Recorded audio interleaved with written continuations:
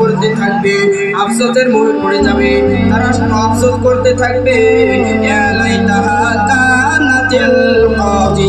হায় হায় মৃত্যুটাই যদি আমাদেরকে শেষ করে দিত, মৃত্যুটাই যদি আমাদেরকে গ্রাস করে ফেলত, মৃত্যুর পর যদি আর কোনো হিসাবাতি না নেওয়া হতো, কতই না বলা হতো। হায় হায় দুনিয়ার ভিতরে পড়িয়া, দুনিয়ার বলে পড়িয়া, দুনিয়ার মহাব্বতে লিপ্ত হইয়া, লোক লালসায় লিপ্ত হইয়া আমি গুনাহের কাজে লিপ্ত হইয়া গিয়েছিলাম। দুনিয়ায় থাকা অবস্থায় আমি এমপি ছিলাম, দুনিয়ায় থাকা অবস্থায় মেম্বার ছিলাম, দুনিয়ায় থাকা অবস্থায় চেয়ারম্যান ছিলাম।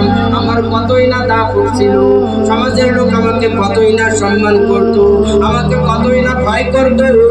হায় হায় সব কিছু শেষ হইয়া গেল। মা আগনা আন্নি মালিয়া, সমস্ত সম্পদ সেদিন কোনো কাজে আসবে না। পাহাড় পরিমাণ সম্পদ জমাইছো, দুনিয়াতে থাকা অবস্থায় কোনোদিন জাকাতও দাও নাই, কোনোদিন কোনো ফকির মিসকিনকে একবেলা ভিক্ষাও দাও নাই, একবেলা পেট করে খাবারও দাও নাই। ওয়ালা তুআমুল মিসকিন, কোনোদিন কোনো মিসকিনকে তুমি খাবার খাওয়ানোর প্রতি উৎসাহিতও ছিলে না। সেদিন বলবা, সেদিন তোমার বাচ্চাইত্ব সব কিছু শেষ হইয়া যাবে, ততদিন তোমার বাচ্চাইত্ব সব কিছু শেষ হইয়া যাবে। তুমি আফসোসে পড়িয়া বলতে থাকবা, যদি মৃত্যুটা আমার শেষ হইয়া যায় তো কতই না ভালো হতো।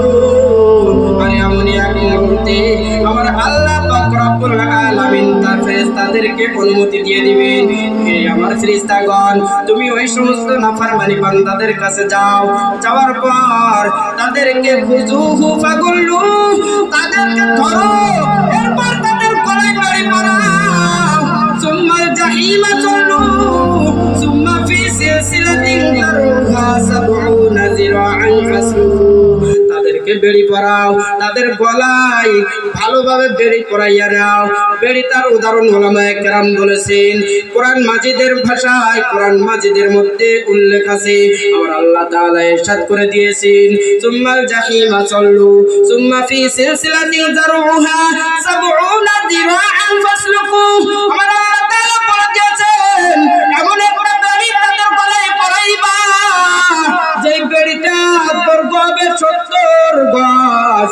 এই বেড়িটা তাদের গলায় পরাইয়া